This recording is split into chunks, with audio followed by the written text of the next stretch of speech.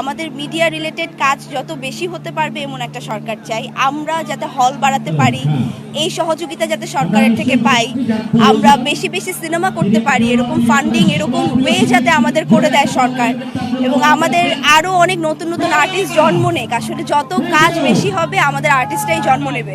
So যেহেতু মিডিয়ার মানুষ, যদিও মানুষ বলে থাকে যে আসলে এটা পার্শিয়াল চিন্তা ভাবনা, তারপর আমি বলবো যে এই যেই জগতের মানুষ আমরা সেই জগৎটা নিয়ে সবার আগে ভাববো। এবং আরেকটা বিষয় এখন যেটা হচ্ছে যে যেহেতু অনেক দিন আমাদের দেশটা একটু অন্যরকম ছিল, একটু অনিশ্চয়তার মধ্যে ছিল, আমাদের সেফটিটা অনেকটাই কমেছিল, আমরা প্রপার সেফটি পাইনি অনেক লং টাইম পর্যন্ত, কারণ আমরা ঢাকার বাইরে কাজ করতে যাই, রাত হয়ে গেলে আসার একটা টেনশন থাকে।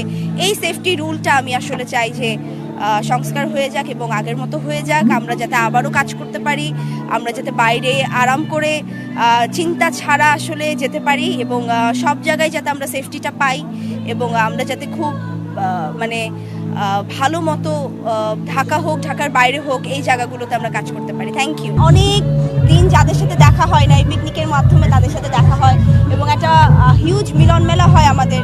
আসলে পরিচালক সমিতির পিকনিক তো মানে আমাদের সব বাঘা বাঘা পরিচালকদের একসাথে পাওয়া, এই সুযোগটা আমার মনে হয় না কেউ মিস করতে চায়। আর ছোটোবেলায় এত এত পরিচালকদের সাথে কাজ করেছি, তাদের যখন আবার নতুন করে এরকম পিকনিকে কিংবা এরকম প্রোগ্রামে পাই, তখন আসলে খুব ভালো লাগে, একটা নস্টালজিয়া ফিল হয়, যার জন্য আরও চলে আসা। পারফর্ম করতে বরাবরের মতোই ভালো লাগে, এটা তো আসলে নতুন না, অনেক বছর ধরে আসলে করে যাচ্ছি। ছোটোবেলায়ও পারফর্ম করেছি অ্যাজ আ চাইল্ড আর্টিস্ট, তখনও আমি স্টেজে পারফর্ম করেছি। সো ওই জায়গা থেকে একটা প্র্যাকটিস আমার সবসময় ছিল, এবং বড় হওয়ার পর, নায়িকা হওয়ার পর আসলে ওইটা অব্যাহত আছে, ওটা ধরে রাখার চেষ্টা করি সবসময়।